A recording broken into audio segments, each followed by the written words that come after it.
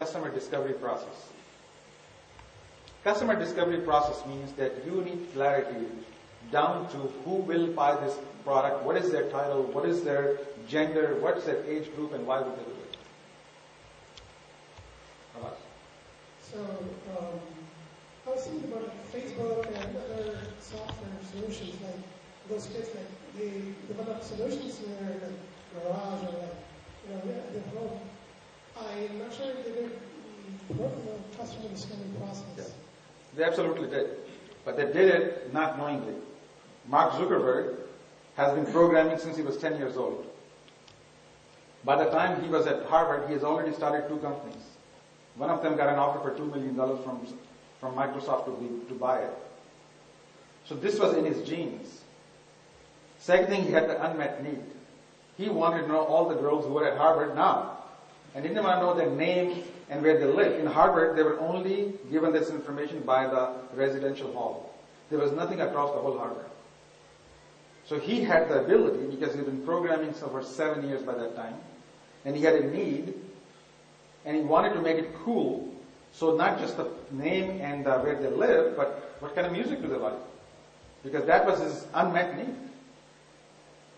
So to him, it was extremely scalable business. So that I can tell you the whole Facebook story, because that's the topic I've studied with some detail. I teach Facebook as a case in my Berkeley class, and I have the VC who invested in Facebook speak at my class. So I can challenge. I can take this challenge. Ask me. Yeah, that's true. Yeah. They did page rank at home. Yeah. They did. You're absolutely correct. I'm not saying that every entrepreneur does the homework the way I'm describing. Most entrepreneurs don't. I did not. I did 6 startups, and it was not till my 4th startup that I even understood the concept. So by no means I say this is normal. But having done that, having learned that, if you do, you will have a higher probability of succeeding. So it doesn't mean that's the only way to start a business, but this is a common, my own lessons learned. Every lesson I'm telling you, I can tell you a story, how much it cost me to learn that lesson. This lesson right here, this lesson probably cost me $2 million. We were making switches for Japanese market. Well, we were approaching the Japanese market. And we were planning to, these were communication switches, and we were planning to sell it to Japanese companies. Well, all the companies, but we were dealing with the Japanese market. We were trying to come with the pricing. And we were planning to, we knew that this would be bought by VP of engineering or maybe CIOs, and we were going to campaign, and we were going to price it about $7,000, because we don't know what to price it. Till we did this homework, customer discovery. We found out that by and large, these communication switches are not purchased by CIOs and VP of engineering. They're purchased by IT managers. We further found out that the signature authority of the IT manager is about 50,000 yen. 50,000 yen? No, 500,000 yen. $5,000. So guess what we did? We priced these switches at $4,800, and we completely went after the trade show when IT managers come and hang out. So it's not because these things are brilliant now, because this is all the mistakes I have personally made. And I'm sharing with you because they will save you a lot of heartache. But if you go back and study Facebook and Google, these people had intuitively had this feeling. They may not be able to articulate them, but they knew it was a big market. They knew it was an unmet need. They knew that when college students are kids, they know how to sell to them. What program they watch on TV, Disney Channel or whatever, Sesame Street, they know how to market to kids. They know how to market to you when you graduate from college, when you're getting your first job. 4 years the kids are in college is a black hole to advertisers. They don't know what they watch, they don't know where they are, they don't know how to find them. The best ideas they had so far is advertise banners and football games. Once they realized there was some application which kids were spending from 3 to 7 hours a day looking at the one application, this was a heaven. This was the time when the formation of the brand could be etched into their minds. There was nothing more powerful as VCs when they saw this thing, what Facebook statistics were. And Zuckerberg had the statistic after statistic. He did not even have a presentation. He presented statistics for 35 minutes.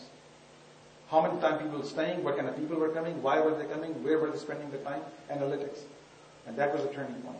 So what I'm telling you applies. So, yeah. Question. What I add to that, customer discovery, one of the personal skills. The microphone is traveling in your direction. Great, thank you. Overestimating market size, I think that's another big mistake entrepreneurs make.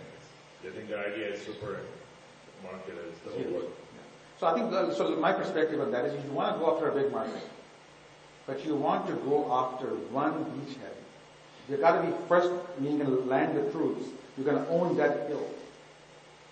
So you may want to go after all dentists, but you may want to start with very specific dentists who are just starting their career and speak a certain language, whatever, the left-handed Vietnamese dentist maybe. As long as once you serve them and you have referenceable customers, there are other hills you can conquer one by one.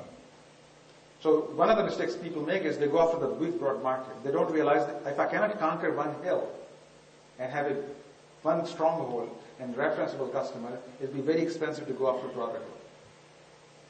So don't, overestimating the market is estimated by imagining I can go after the whole thing. No, you can't. Show me the one sliver. Would the sliver is the right sliver? Would they have referenceable customers so you can go to the next customer or the next customer? So this has to be thought through. But you're absolutely correct that people overestimate the market size and get all excited and then later on be disappointed. So this is a customer discovery process I want to talk about. That there's so many ways to do this market research, customer discovery on a shoestring. You don't have to spend a lot of money. Right now, if you want to find out, you're starting a business, let's say on, I don't know, you're starting a business which is automotive shop which fixes transmissions, let's say. Right now, go to Twitter. The best part of Twitter is not the stupid things that my cat just rolled over or, the line is too long at the mosque. Go to the search. You can do search for specific keywords by location. I can do a search, anybody with the word transmission and car within 50-mile radius of this zip code.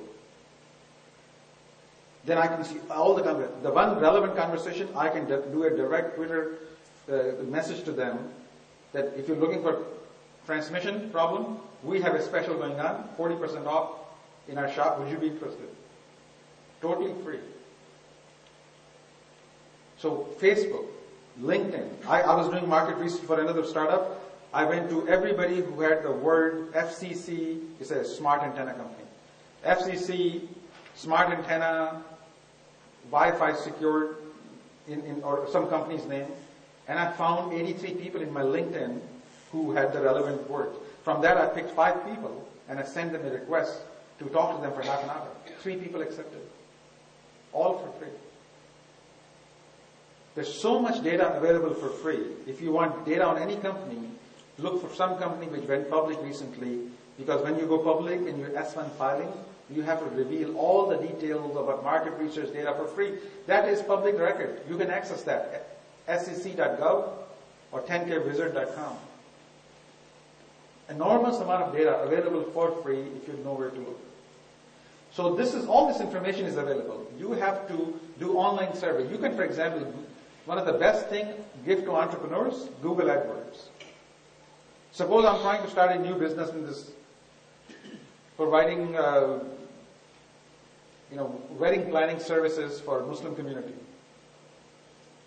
I can run a Google ad, just very relevant to planning your wedding, Islamic wedding, need help, something like this.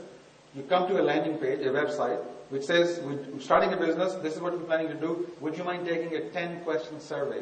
Here's a link to surveymonkey.com. Free for 60 days, up to 100 customers, or Zoomerang, once you've run out of that. For each email, you can have a new service. You can take them there. I have done that. You can ask them a simple question. When you consider planning, what is your typical budget? How often are you planning to get married? That's what you do. Some other relevant questions.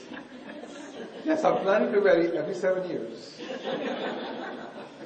So you can ask a simple question like that, and for free, in a couple of days, you'll have an enormous amount of data. Most entrepreneurs are too foolish or stubborn or clueless to use the free tools available to you right now. Internet and Google AdWords have completely changed the landscape how you can do customers. So these are a whole bunch of things you can do that. Now the difference between really smart entrepreneurs and so-so entrepreneurs is that those do not remember the conversation. People come to me to meet all the time